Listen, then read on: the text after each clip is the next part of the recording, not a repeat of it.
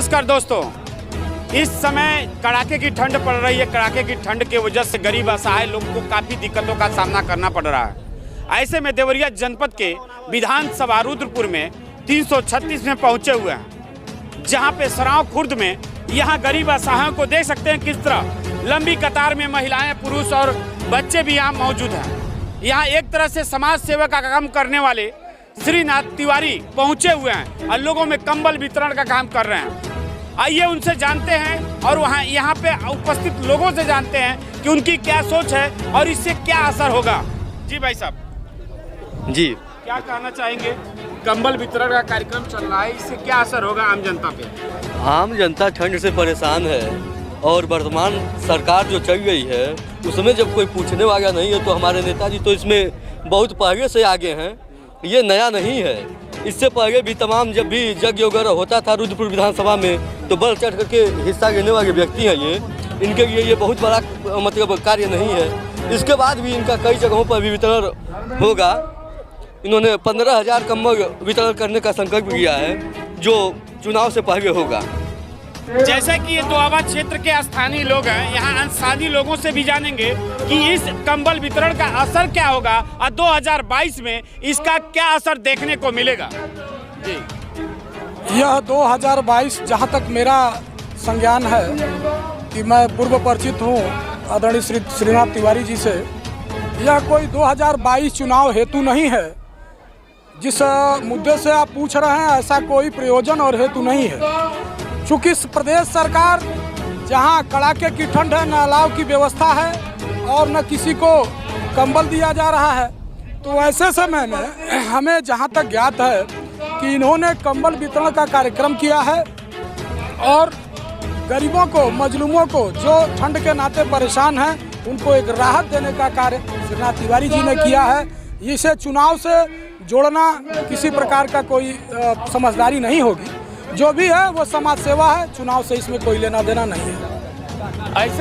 ऐसे में तमाम लोग यहाँ गांव के लोगों को आप देख सकते हैं किस तरह महिलाएं आई हुई हैं और ये कंबल लेने के लिए, क्योंकि ठंड इतनी कड़ाके की है, गलन ज़्यादा है जिससे लोगों को काफ़ी तकलीफ़ों का सामना करना पड़ रहा है। यहाँ के और भी लोगों से हम जानेंगे हैं जो यहाँ समाज सेवा के साथ साथ लोगों का सहयोग और कोरोना काल से लेकर अभी तक लोगों के बीच में लोगों की मदद करने के लिए एक समाज सेवी के रूप में उभर के आए हैं। आइए जानते हैं उनसे उनकी क्या सोच है और क्या कहना चाहते हैं।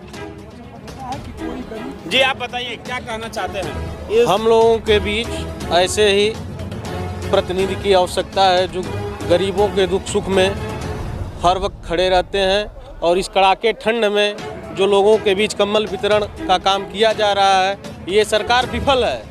ऐसे सरकार को उखाड़ कर फेंकनी हम लोगों को 2022 में सपा सरकार बनानी है और हमारे भैया श्रीनाथ तिवारी जी यहाँ से जनप्रतिनिधि विधायक होंगे। जैसे में कि बीजेपी कह रही है लाल टोपी वाले से इस तरह का खतरा है, उस पर आप क्या कहेंगे? लाल टोपी देखकर वह विचलित हो चुके हैं और उन लोगों की सरकार जा रही है। अब हमारी सरकार आ रही है सपा 2022 में। जय समाजवाद, जय अखिलेश। ऐसे में यहाँ और बुद्धिजीवी वर्ग के लोग हैं, यहाँ एक कहा जाए समाज का आईना कहे जाने वाले ऐसे लोगों से बात करेंगे। इनका क्या कहना है इस समय कड़ाके की ठंड को लेकर 2022 जो चुनाव में इसका क्या असर?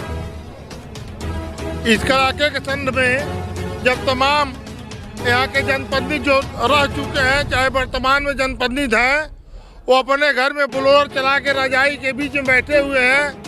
ऐसे समय में जब से यहाँ कछारांचल में यह सर्दी का मौसम चल रहा है, चाहे दुधेश्वर नाथ मंदिर हो, चाहे सड़क के किनारे पड़े गरीब हो, चाहे आप यहाँ सराव खुर्द में कछार के लोगों को देख रहे हैं, आदरणीय श्रीनाथ तिवारी जी अपने गाड़ियों में कंबल भर भर के गली गली कूचे कूचे जाके हर गरीबों को, जरूरतमंदों को कंबल देने का काम कर रहे हैं। इसी के साथ आपने देखा है कि जब मोदी जी प्रधानमंत्री हुए थे तो कहे थे देश नहीं बिकने दूंगा, देश नहीं बिकने दूंगा, और जब हो गए तो एयरपोर्ट बेच दिए, रेलवे स्टेशन बेच दिए, BSNL बेच दिए और उसके बाद अब बैंक बेचने के चक्कर में पड़े हुए हैं, कोयला डिपो बेच दिए।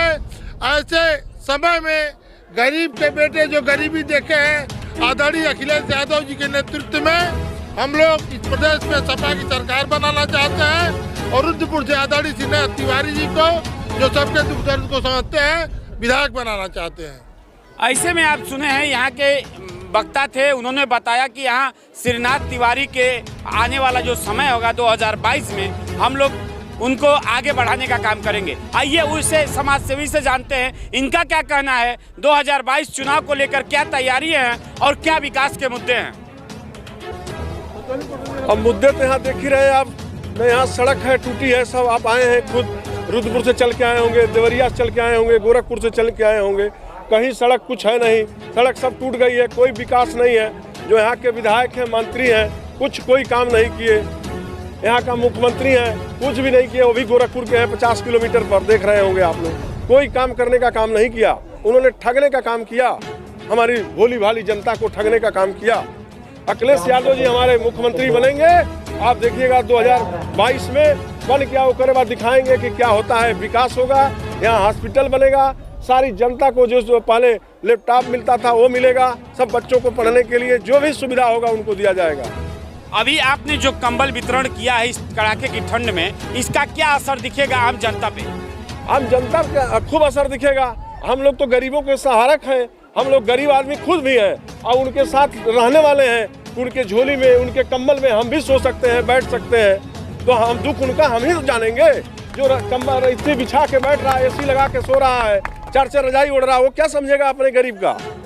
हम लोग तो जमीन के रहने वाले हैं, इन्हीं लोगों के बीच के हैं, तो मैं जानता हूँ कि ठंड क्या होती है, गर्मी क्या होती है।